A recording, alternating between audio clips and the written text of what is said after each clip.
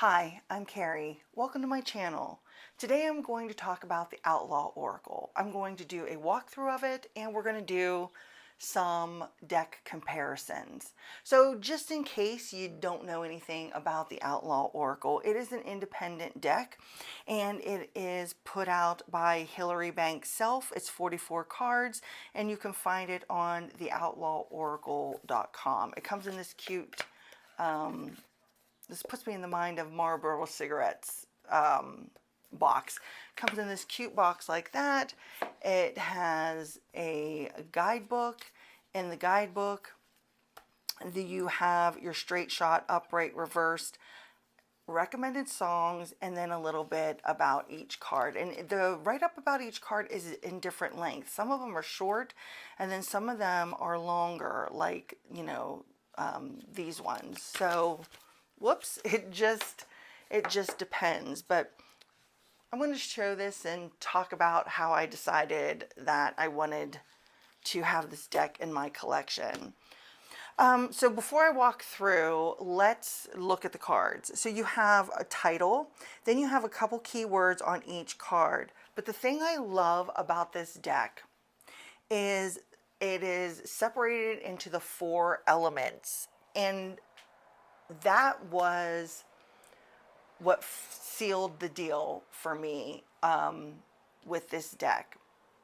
And I'll explain that in a minute. But it also has this little bit of writing here on each card. That's my only complaint.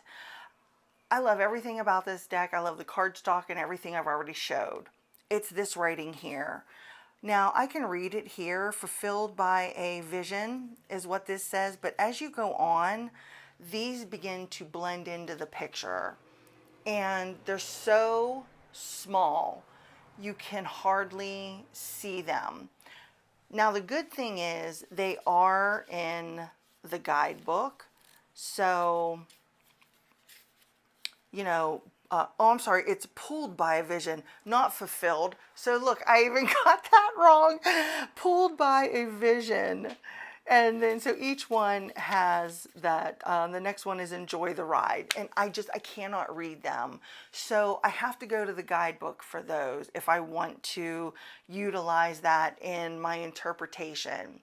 And that's the reason I don't like it, that I can't read it on the card, is because if I am in an intuitive flow and I am going by the keywords or any other writing on the card along with the imagery, I don't want to have to stop and go to a guidebook. However, it's a very minor thing, and it's usually just 2 or 3 words on a card. That's the only thing I have to say about it. I wish it would have been down here, like over here to the side, on the creamish colored background. It would have been easier to see that.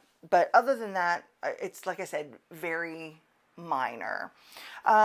So how Oracle came about, and you can zoom. I'm going to zoom in, but you can zoom in more if you want to. I found it on Etsy by accident. I didn't even know about it, but the shop was closed or something. I remember I wasn't able to order it from there, but I didn't really know anything about this oracle, but I became obsessed about it very quickly. And then when I started seeing it pop up in the tarot community, I really started paying attention. And then I devoured every single walkthrough I could of the oracle to decide whether or not I wanted to get it, because it was $57 for me with shipping, and that was with a small discount on it also. So it was a little bit pricier than what I would normally spend on an oracle deck of 44 cards. So that's what made me pause. But again, it was indie.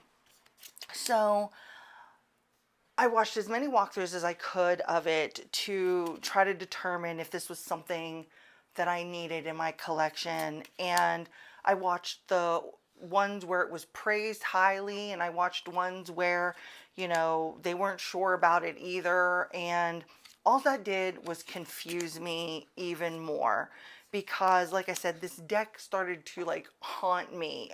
I became obsessed with having this deck and wanting to use this deck. I'm really drawn to that Western style imagery that's in this deck. So that was like a no-brainer. I don't live anywhere near the West, but it was just something that I was really drawn to. And the clincher of this whole thing was when I realized that the Oracle was broke up into the elements. And that's when I was like, okay, that's it. I have to have this deck in my collection now, because it put me in mind of my Citadel Oracle. I think this is it is 100% one of my top rated Oracle decks in my collection, and it's mass market. The thing is, this Oracle is so, I feel personally, my own personal opinions about the Citadel, is so layered. Not only is it archetypal, where, you know, you could go use the archetype of what the title of the card is. And then you've got your keywords, but then it adds the elements in on each of the cards. So you have the elements, and you can bring that aspect into your reading also, which elements are clashing with each other, which elements are supporting each other. And I love that about the Citadel. So when I found out, or paid attention, I should say, when I started really paying attention that there was an element aspect to this one also, that is what really made me say, okay, that's it. It has to come into my collection now. This isn't something that I can go without. So the elements are marked right here by the tiny little numbers on each one of the cards. There is 11 cards in each one of the suits. And it is separated by color in the guidebook also. So we have the water suit, or the air suit, I'm sorry. Well, let's start at the beginning so I don't confuse people. Not like I haven't done that before. So we start with the fire suit, and it goes from card 1 to card 11. And then the earth goes from 12, I think probably to 24 or 22. From 12 to 22. And then the air is 23 to 33. And then the last one's 34 to 44. And I really think using the elements in your readings on top of whatever the keywords in that are, where you can see where the energies are clashing with one another, I think is a really great thing to add into a reading. This Oracle did not disappoint when I got it in my hands. I'll shuffle it after I flip through it here, but I like the muted imagery on it. It gives you that real vintage vibe, which is my aesthetic. And I hate snakes, but I'll tolerate I'll tolerate the snake card. But yeah, it just gives you that vintage Western vibe to it, and I'm all here for it. The sides are gilded, but it shuffles really nicely. I think it has a wonderful cardstock. I don't know. I guess this is a matte. I don't know my cardstocks. I'm a terrible person as far as judging cardstocks, what's what, the core of, I don't know any of that stuff. I just know it shuffles well. It has a nice weight to it. So I don't have any problem using it. And like I said, it's 44 cards. So I wish it would have been just a little bit bigger, but that's just my own preference. I mean, 44 cards is still a nice size Oracle. So I'm all for that. So I thought we would go ahead and I would try to pair this up with some decks. Now, I took some decks out that I have, and I had a tough time because of the muted color palette of the cards and trying to figure out what kind of tarot I could pair it with. But the thing is, because I do this with my Citadel also, because there's so much to this oracle, and it's not just like that singular key word, I feel like there is a lot that you can chew on in a reading with these cards, because like I said, you've got that element aspect of it. So Coyote, we have air. So let's just look at that card just quickly. Okay, so in the guidebook, you've got Coyote, and then you could take whatever your own feelings are in regards to a coyote. Then you have trickster or survivor down here. Now over here I can't read that word, but in the guidebook it says that it is cunning. So then we have our straight shot, and it says, I am unafraid to walk alone. I keep them on their toes. Then you have your upright meaning. Could be a sense of humor, a freedom, release, aiming forward, 2 steps ahead of any negativity or entrapment. But then your reversed is entrapment, exhaustion, giving away your power, forgetting your abilities, a painful, sobering realization. Then you've got recommended songs that you can get into, and then the write-up, the whole write-up about coyotes. Coyotes are cunning predators who adapt to nearly any environment. These solitary wild dogs possess great speed, agility, alertness, and intelligence, and earning them a reputation as tricksters and self-reliant survivors. They mind their own business quite literally. Coyotes embody the importance of knowing and standing in your own power without backing down or being too dependent on anyone else. Now, I only read to right here.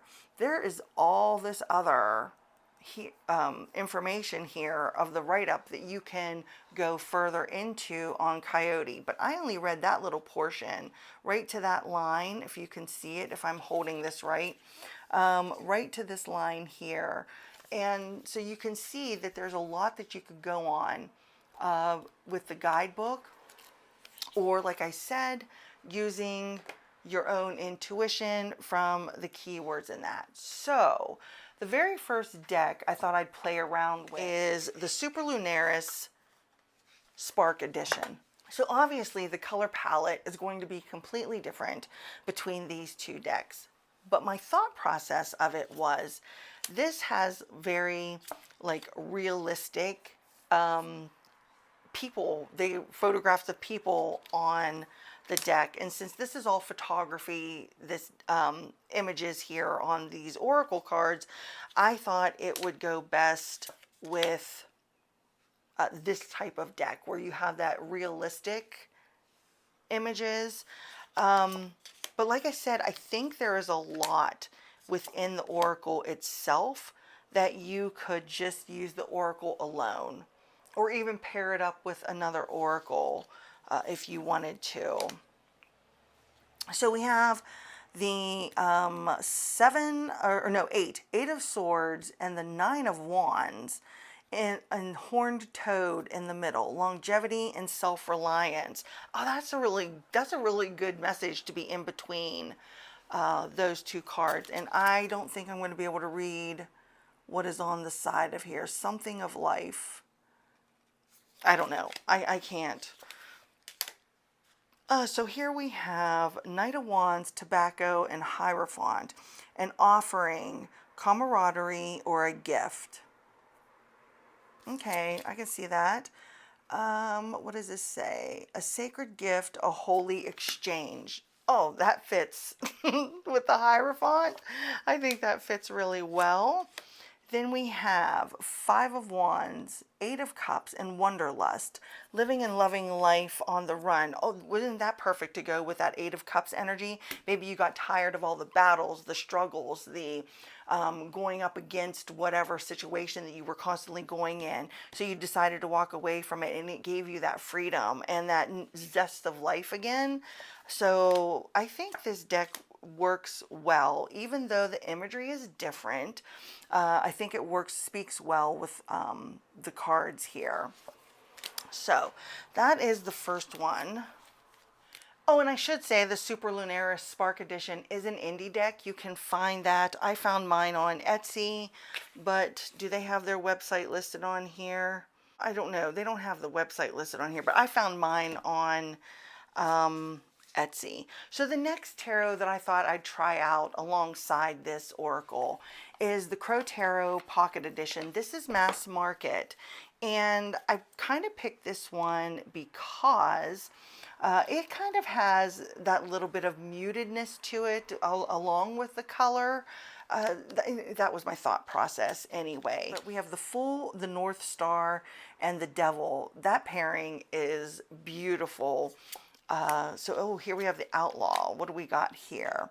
Oh, Five of Swords, the Hierophant again, and the Outlaw, independent, authentic, and outlier. And can I read what it says here on this card? Oh my gosh, I cannot. What does it say in the book? This is card 8, I think. Operating outside of the establishment is what it says here on the image itself. So, King of Wands, the Moon, Twilight, reflection and assessment. Oh, I like that message. And this is an air element. So we have water, fire, and air. Right? Moon is water, if I'm correct. We have Four of Wands, Ace of Swords, and Bones. And Bones is the earth suit. So Four of Wands, death, endings, the past. Ace of Swords. I think this one is okay. I mean, it's not like jarring to me aesthetic wise or anything like that. I think any tarot, a tarot is a tarot, so no matter what tarot you put with it, it's going to speak the same way. But I kind of like this crow one with, what are we, half upside down here?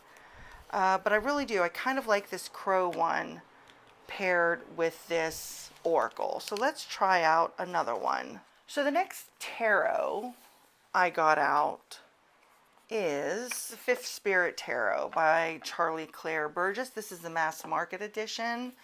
I got this one out also because of like the cream colored background to it, and the pips, they're sort of minimally illustrated, I guess. So I thought maybe the minimalism of it wouldn't be too jarring with this oracle.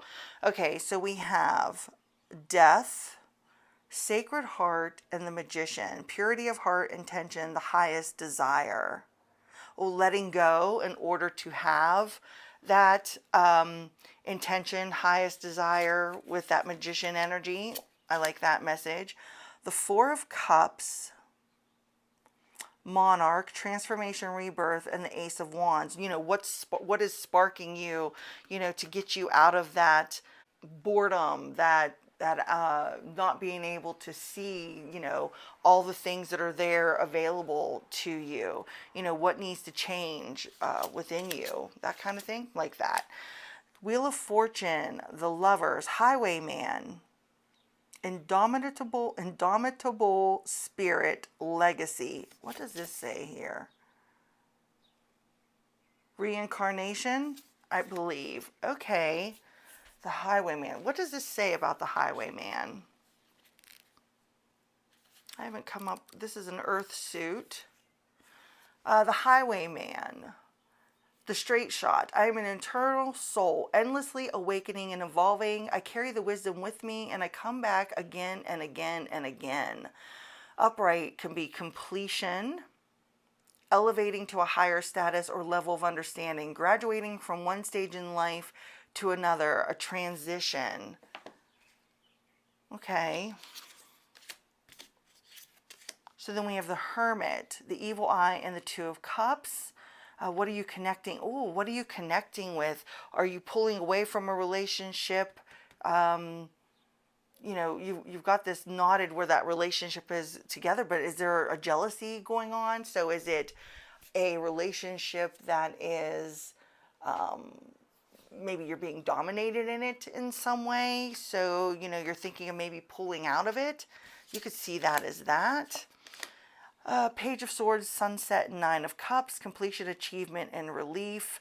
So I don't mind this one with it either. It's a little different, you know, where this is photography, and but like I said, I have a hard time with what I already have in my collection trying to pair up a photography deck. But so far I haven't minded any of the tarot that I have paired with it. And I kind of like the Fifth Spirit, and I think the Crow Tarot the best so far. So the next one I am going to show is one I have heavily modified, and that is my Antique Anatomy Tarot. This is the mass market. This is the one on the super flimsy cardstock. This is not the reprint where the cardstock is better and everything. And I have a whole thing on my channel from way back when I first started about this tarot, and going through each one of what I put on the cards. I wasn't using it, so I tried to make it into something that I would use. However, I did this 2 years ago, maybe, and I need to go back and like re-glue some things that are starting to come off. So let's just see here. I didn't cover up any of the titles on the card, so I could still use it as just that like regular tarot, but I could use it as an oracle too by the phrases that I put on the card. So we have the Knight of Blades, so the Knight of Swords, and we have the Two of Rods, and we have the Heat Wave, oppression and exhaustion. I have on here,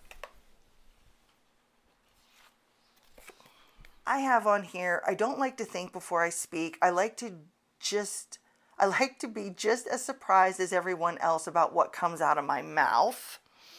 So maybe you feel like you're not being heard. You could put that together with that. And great things take time. And maybe I need to have more patience and wait for things to come around. You could see that like that. Then this is the Five of Coins, the Five of Pentacles, and the Four of Elixirs, which is the Four of Cups. Desert Rose, rare strength, unlikely bloom. This is an earth suit. And we have earth here in the coins, and then water with the cups. Rare strength, unlikely bloom. When nothing is sure, never give up. Oh, that goes really well with that phrase in that Desert Rose. And it's a beautiful day to leave me alone. This is what I have over here for the Four of Cups.